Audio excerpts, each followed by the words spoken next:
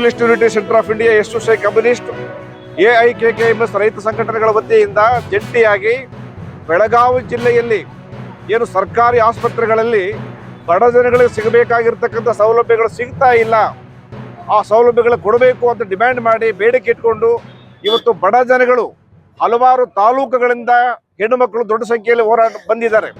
ನಮಗೆ ಗೊತ್ತಿರತಕ್ಕಂಥ ಮಾಹಿತಿ ಪ್ರಕಾರ ಬೆಳಗಾವಿ ಜಿಲ್ಲೆಯಲ್ಲಿ ಕರ್ನಾಟಕದಲ್ಲಿ ಅತಿ ಹೆಚ್ಚು ಬಾಣಂತಿಯರ ಸಾವುಗಳಾಗಿದೆ, ಅತಿ ಹೆಚ್ಚು ಶಿಶುಗಳ ಸಾವುಗಳಾಗಿದೆ.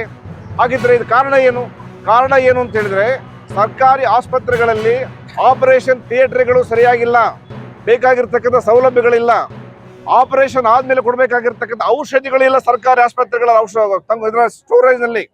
ಈ ಕಾರಣಗಳಿಗೋಸ್ಕರ ಇವತ್ತು ನಿನ್ನೆ ಮೊನ್ನೆ ಕೂಡ ಕರಡಿ ಗುದ್ದಿದ ಸಾವುಗಳಾಗಿದೆ. ಆದ್ದರಿಂದ ಜಿಲ್ಲಾಡಳಿತ ಇದರ ಬಗ್ಗೆ ಗಮನ ಕೊಡಬೇಕು.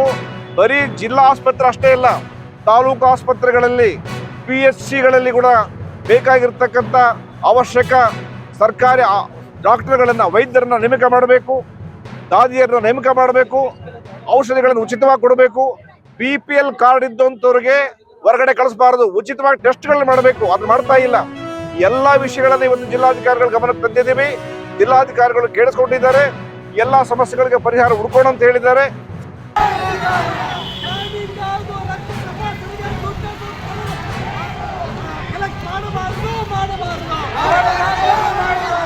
ಸರ್ಕಾರಿ ಆಸ್ಪತ್ರೆಗಳಲ್ಲಿ ಉಚಿತ ಚಿಕಿತ್ಸೆಯನ್ನು ಕೊಡಲೇಬೇಕು.